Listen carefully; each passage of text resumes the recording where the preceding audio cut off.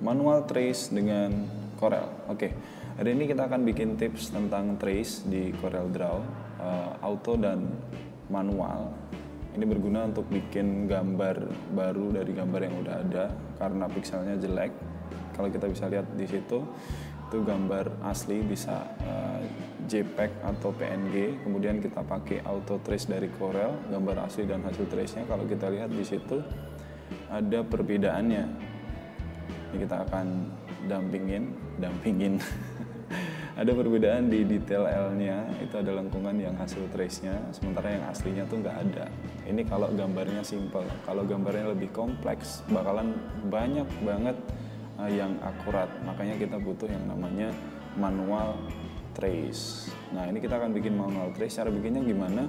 Ya kita harus ngikutin bentuk gambar aslinya dengan menggunakan berbagai tool yang ada di Corel Draw. Ini misalkan kita bikin square dulu, kita bikin kotak dulu, kemudian di curve, dibentuk sesuai dengan bentuk aslinya, di combine, kemudian kita bisa lihat hasilnya di situ.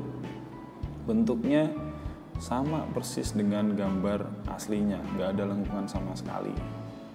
Nah, itu dia bedanya antara manual trace dengan auto trace. Bentuknya lebih detail dan lebih akurat.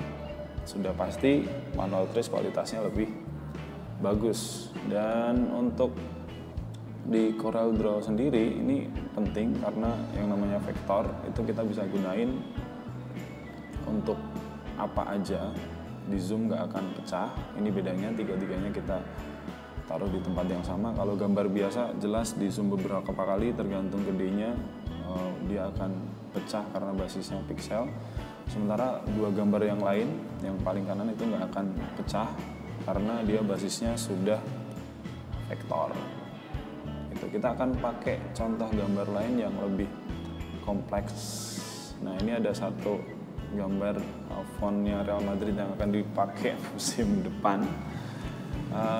Kita akan tracing nih, udah ada angka 1 yang udah di trace, jadi prosesnya kayak gitu. Kita bikin di atasnya sesuai dengan bentuk yang ada di bawah, kemudian kita pisahin. Kalau mau lihat dari awal ini ada tapi dicepetin. Proses tracing yang manual lumayan ribet karena kita harus bikin bentuknya satu-satu, apalagi untuk objek yang banyak lengkungannya, itu akan makin bikin susah. Jadi kita harus bikin titik, satu titik ke titik yang lain, kemudian kita harus pastiin lengkungannya sesuai dengan gambar yang sedang kita tiru. Satu-satu harus detail banget pokoknya. Ini ada enaknya, ada nggak enaknya. Enaknya ya bisa akurat, nggak enaknya lama. Oh ini ya, ini dipercepat 16 kali. Jadi, nah kayak gitu jadinya. Manual trace lebih akurat tanpa menghilangkan sedikit pun detail dari aslinya. Oke, gitu aja tips kali ini. Yang mau kasih masukan bisa komen, yang mau tanya juga bisa komen. Terima kasih sudah melihat. Bye.